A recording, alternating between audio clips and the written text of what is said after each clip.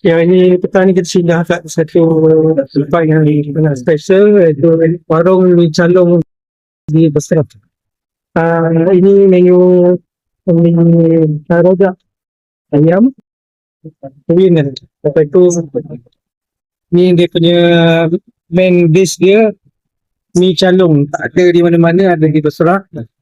Dia ada mi, dia ada tahu. Ini meatball, tahu. Lepas tu ini special menu, dia ada mi calong, telur. Dia ada mi kuning, dia ada mi pun. Special. Jom try.